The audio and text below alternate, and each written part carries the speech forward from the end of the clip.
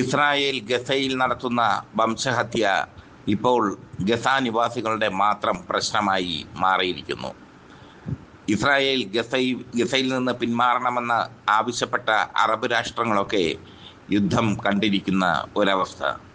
Arab രാഷ്ട്രങ്ങളെയൊക്കെ America ഒതുക്കി. ഖത്തറിന് America വളരെ വിദഗ്ധമായാണ് ഒതുക്കിയത്. ഖത്തറിനോട് America ഒരു വാഗ്ദാനം നടത്തിയിരിക്കുന്നു. ഖത്തറിലേക്ക് ഒരാക്രമണം ഉണ്ടായാൽ അമേരിക്ക ഖത്തറിനോട് ചേർന്ന് ആ ശത്രുവിനെതിരെ യുദ്ധം ചെയ്യും. ഇതോടെ ഖത്തർ ഒതുങ്ങി. ഗൾഫ് രാജ്യങ്ങളും ഏകദേശം ഒതുങ്ങി. പക്ഷേ ഒരു ശക്തി മാത്രം ഒതുങ്ങാതെ നിൽക്കുന്നു. അത് ഇറാനാണ്. ഇറാൻ അറിയാം, ഇസ്രായേൽ ഏത് നിമിഷവും ഇനിയും ഒരാക്രമണം തങ്ങളുടെ രാജ്യത്ത് നടത്തുമെന്ന്. അങ്ങനെ നടന്നു കഴിഞ്ഞാൽ ഇസ്രായേലിനെ തകർക്കാനുള്ള മിസൈലുകൾ പരീക്ഷിച്ചിരിക്കുകയാണ് ഇറാൻ ഇപ്പോൾ. 2000 കിലോമീറ്റർ ദൂരപരിധിയുള്ള ബാലിസ്റ്റിക് മിസൈലാണ് ഏറ്റവും ഒടുവിൽ ഇറാൻ പരീക്ഷിച്ചത്. അതിവേഗതയിൽ പറക്കുന്ന ബാലിസ്റ്റിക് മിസൈൽ. ഇസ്രായേലിൻ്റെ ടെൽ അവീവിനെ തകർക്കാൻ കെൽപ്പുള്ള ബാലിസ്റ്റിക് മിസൈൽ ഇറാൻ പരീക്ഷിച്ചത് ഇറാൻ എടുക്കുന്ന കരുതലിൻ്റെ ഭാഗമായിട്ടാണ്. ഹമാസിന് നേർ ഇസ്രായേൽ നടത്തുന്ന യുദ്ധത്തിൽ ഏറ്റവും പ്രതിഷേധമുള്ള രാജ്യം ഇറാനാണ്. പക്ഷേ എന്തുകൊണ്ട് ഇറാൻ യുദ്ധരംഗത്തേക്ക് ഇറങ്ങുന്നില്ല എന്ന ചോദ്യത്തിന് ഉത്തരം ഇതാണ്: അവർ ആയുധങ്ങൾ കോപ്പുകൂട്ടുകയാണ്.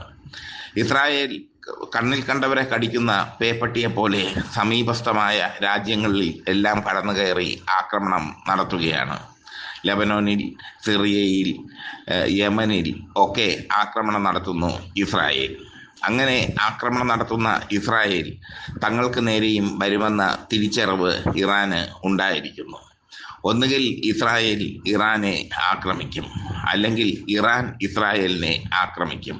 ആ രീതിയിലാണ് കാര്യങ്ങളുടെ പോക്ക്. ഇസ്രായേൽ എന്തെങ്കിലും ഒരാക്രമണം നടത്തിയാൽ ശക്തമായ ഒരു തിരിച്ചടിക്ക് കോപ്പ് കൂട്ടുകയാണ് ഇറാൻ സൈന്യം. ഇറാൻ കരസൈന്യം ലോകത്തെ ഏറ്റവും വലിയ കരസൈന്യങ്ങളിൽ ഒന്നാണ്. എന്തായാലും ഇറാൻ മിണ്ടുന്നില്ല എന്നത് ഒരു കുറ്റമായി സംഘി മാധ്യമങ്ങൾ ആഘോഷിക്കുന്നു. ഇറാൻ പേടിച്ചാണ് മിണ്ടാതിരിക്കുന്നതെന്ന് ആഘോഷിക്കുന്നു. ഇറാൻ പേടിച്ചിട്ടില്ല, അവർ ആയുധങ്ങൾ കോപ്പുകൂട്ടുകയാണ്. അവരുടെ രാജ്യത്തിന് നേരെ ഇസ്രായേലിൻ്റെ ആക്രമണം അവർ പ്രതീക്ഷിക്കുന്നു.